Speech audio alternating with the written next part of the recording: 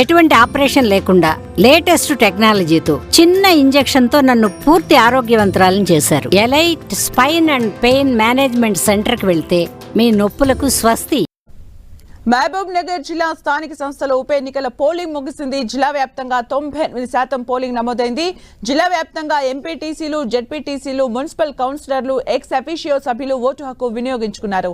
ఉమ్మడి జిల్లాలో మొత్తం 1439 మంది ప్రజా ప్రతినిధులు ఉప ఎన్నిక పోలింగ్ లో పాల్గొన్నారు.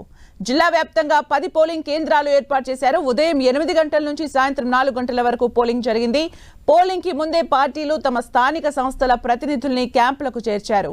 కాగా ఓటింగ్ కోసం వారు నేరుగా క్యాంపుల నుంచి పోలింగ్ కేంద్రాలకు చేరుకున్నారు. బీఆర్ఎస్ నుంచి నవీన్ రెడ్డి, కాంగ్రెస్ నుంచి జీవన్ రెడ్డి పోటీ పడ్డారు.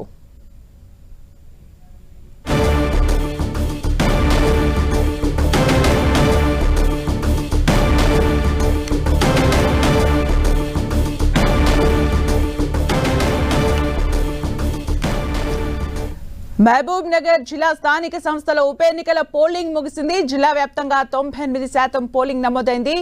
జిల్లా వ్యాప్తంగా ఎంపీటీసీలు, జెడ్పీటీసీలు, మున్సిపల్ కౌన్సిలర్లు, ఎక్స్ అఫీషియో సభ్యులు ఓటు హక్కు వినియోగించుకున్నారు. ఉమ్మడి జిల్లాలో మొత్తం 1439 మంది ప్రజా ప్రతినిధులు ఉప ఎన్నిక పోలింగ్ లో పాల్గొన్నారు. ఇక పూర్తి అప్డేట్స్ మా ప్రతినిధి రాఘవేంద్ర అందిస్తారు. రాఘవేంద్ర,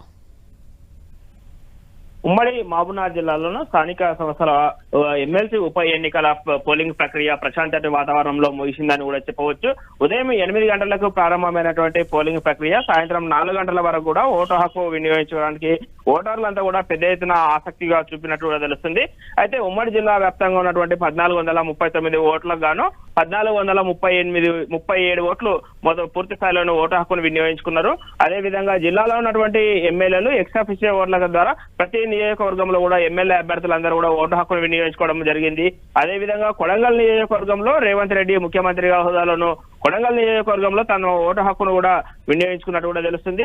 అయితే 2వ తేదీ ఈ ఎన్నికలకు సంబంధించినటువంటి కౌంటింగ్ కు 2వ తేదీ ఏర్పాట్లు చేయడం జరిగింది అధికారులు.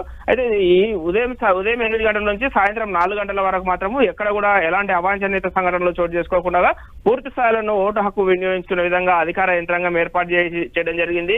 2 పార్టీలు, ఇటు బీఆర్ఎస్ కానివ్వండి, అదేవిధంగా కాంగ్రెస్ పార్టీ, 2 పార్టీలు కూడా చాలా ప్రతిష్టాత్మకంగా తీసుకున్నవి. ఒకవైపు సిట్టింగ్ స్థానాన్ని కాపాడుకోవడానికి బీఆర్ఎస్ పార్టీకి సంబంధించినటువంటి అభ్యర్థి నవీన్ రెడ్డి కూడా అదే స్థాయిలోనే ప్రచారాన్ని చేశారు. అదేవిధంగా కాంగ్రెస్ పార్టీకి కాంగ్రెస్ పార్టీ అధికారంలోకి వచ్చిన తర్వాత జరుగుతున్నటువంటి మొట్టమొదటి ఉప ఎన్నిక కావడంతోనూ ఇటు కాంగ్రెస్ పార్టీ కూడా చాలా సీరియస్ గా తీసుకున్నది. సీఎం సొంత జిల్లా కావడంతోనూ ఈ ఉప ఎన్నికలో ఎలాగైనా నెగ్గాలన్నటువంటి దాంతోనూ ఏదైతే క్యాంపు రాజకీయాలు కూడా పెద్ద ఎత్తున తెరలేపడం జరిగింది.